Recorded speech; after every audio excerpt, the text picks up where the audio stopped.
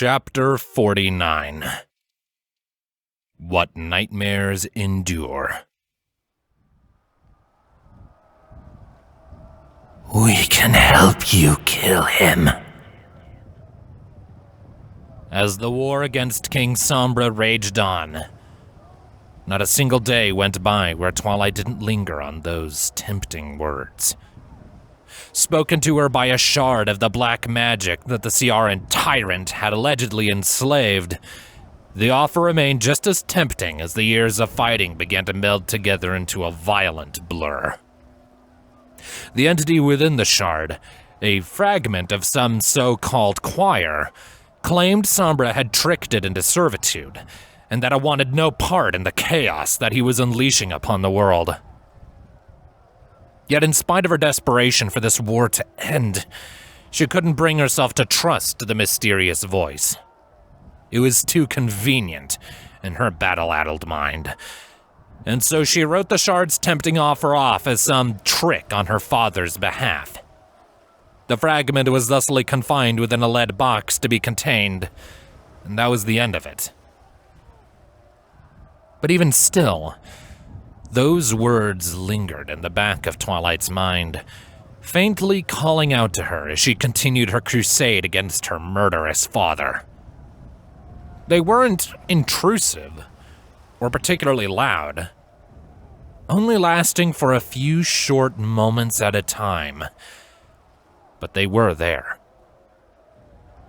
Whenever she was given enough time to stop and breathe, or on the occasions where she captured more of these dark weapons, her mind always managed to bring her back to that first night. And each time, Twilight always found herself asking the same question. What if? A meek cry of pain at her hooves snapped Twilight from her trance, eliciting a gasp of surprise from her as she looked down. A Ciaran soldier laid sprawled out on the ground, writhing in agony and crawling towards Twilight. But it was now abundantly clear that the broken Sarosian was not dead. She watched silently as her foe twitched and gasped for air. Oh my... Oh no... It took Twilight a few moments of dumbfounded gawking to realize what she had done. Just moments ago, she had smashed this stallion through a stone pillar in an effort to end his life and preserve her own. She had done this soldier a cruel disservice, his only crime being on the other side of the war. He was beyond saving. Silverlight emanated from her horn as she called upon her magic to end this pony's suffering. You have my sincerest apologies. Those were the last words the Sarosian ever heard. He let out one last defiant gurgle as the alicorn's magic snapped his neck like a twig, ending his misery. It wasn't the first time Twilight had ended another pony's life. It hadn't even been the first one she had taken today, but it hit her particularly hard. Twilight had made it a habit to make her kills quick and clean. Ciara's soldiers were her enemies, but she bore no ill will towards them. They were just serving the will of their nation, even if that will was controlled by a horrid tyrant. They didn't deserve to die, but such was the horror of war. She had done everything in her power to avoid dwelling on the lives she had taken. But the way that stallion had looked at her just now had gotten under her skin. She couldn't tell if his final moments had been spent begging for help, or if he had still been following his orders. Frankly, she didn't know which idea frightened her more. It did not have to be this way. An all-too-familiar voice clawed at the back of her mind, drawing her attention away from the fresh corpse. Floating beside Twilight in a veil of silver light was one of the many dark shards bestowed upon Sombra's chosen elite. Recovering this weapon before it could be used had been Twilight's reason for attacking the now dead soldier in the first place. She had almost forgotten she had claimed it, even though it had served as a potent distraction just a few seconds earlier. We can help you end this war and save so many. Twilight scoffed at the repeated offer. She was in no mood to entertain the thought right now. Her horn flashed and drew a metallic box from one of her bags, swiftly flipping the lid open. The black shards that had been captured throughout the day glistened in the sunlight, and the latest capture was added. One final plea was made as the lid was snapped shut, the voice being shut off entirely as Twilight relocked the box. It was unclear if it was the material of the case that was shutting the voices out, or if they were just taking the hint and respecting her unspoken request for silence. A weary sigh filled the air around her as the adrenaline from battle wore down. Whatever sounds of battle remained were off in the distance, far enough away that Twilight wasn't in any immediate danger. The reprieve was welcome, and she wouldn't waste the opportunity. Tucking the metal container back into her bag, she turned away from the latest victim of Sombra's war and went on her way. Getting these captured weapons into proper containment was of the utmost importance, and the transit back to the camp would give her ample time to collect her composure and take in her surroundings. Moonvale was one of the largest cities in Ciara, and its position and resources made it more than a viable staging point for many of the Nocturnal Nation's attacks on both Equestria and the Crystal Empire. Unsurprisingly, Sombra had turned the port town into a militarized fortress over the course of this war. Capturing the city would not be an easy task, but after many years, it looked like it was finally being done. As she walked, Twilight could see Equestrian and Crystal Empire soldiers capturing and detaining whatever Ciaran troops hadn't been slain. The siege was going as well as it could.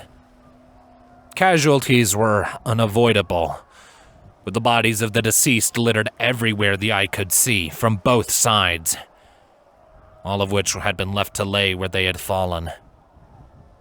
Proper burials would have to wait until the city was fully secure.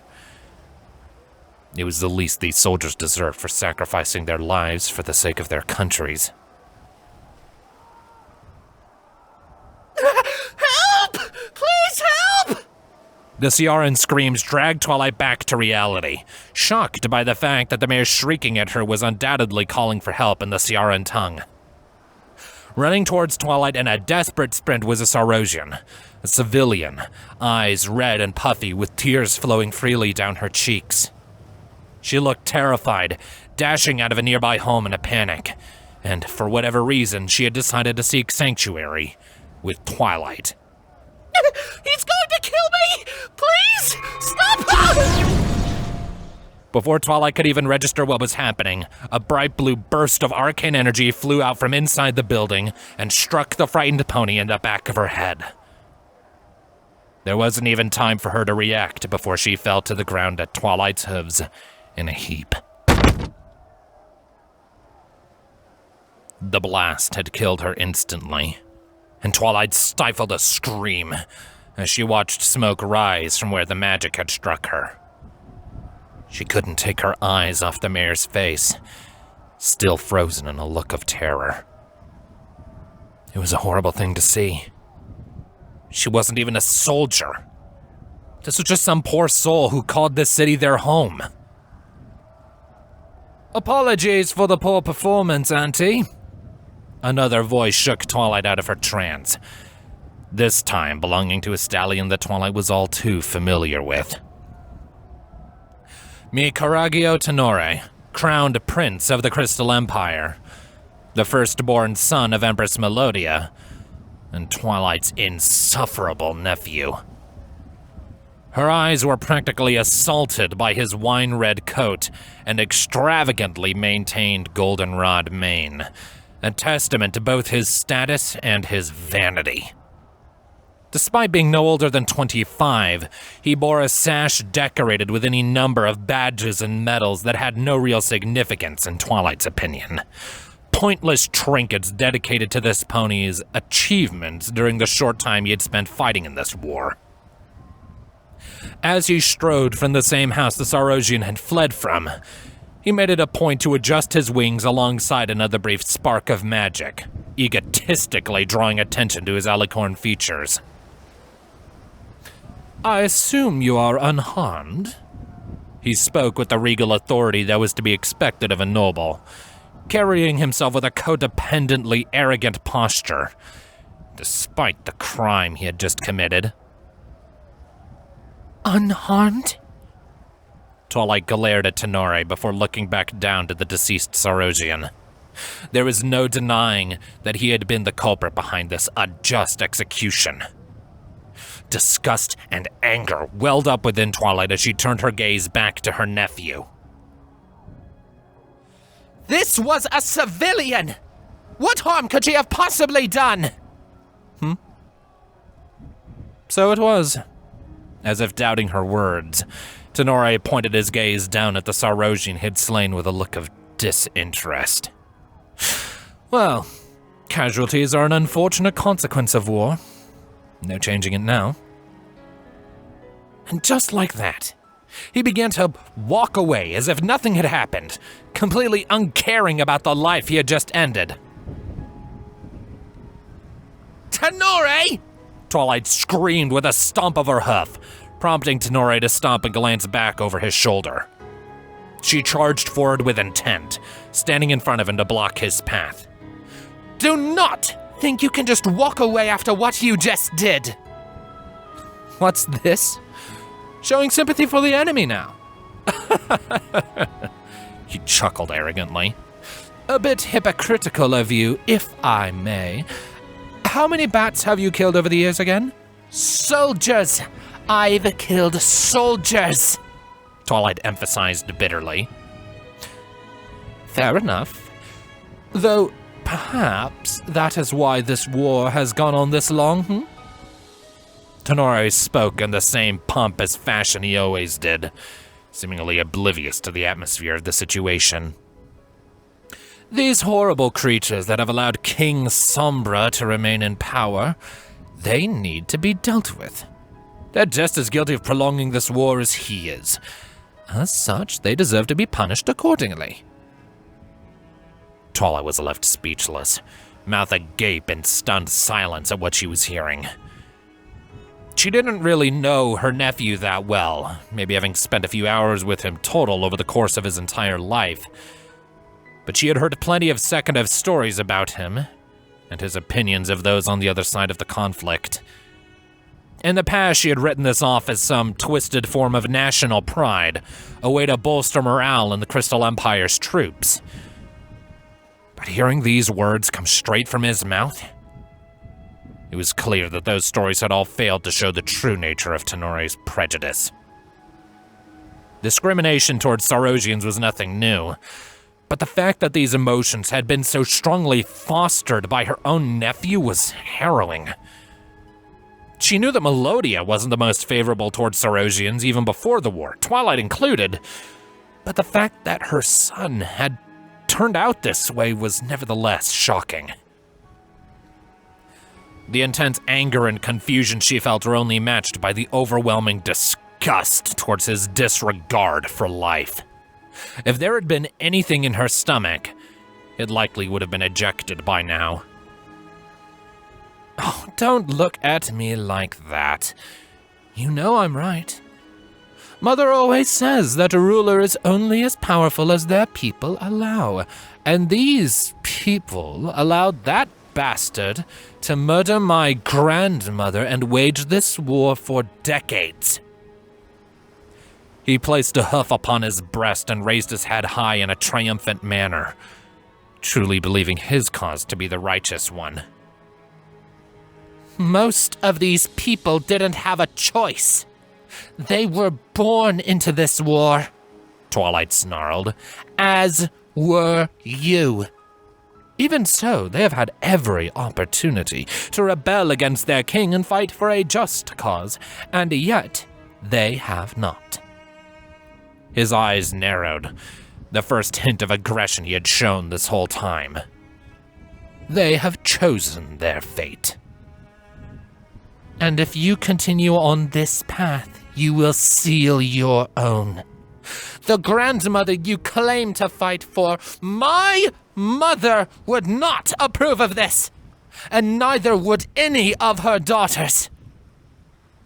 Twilight took several steps forward to emphasize her next point. That includes your mother.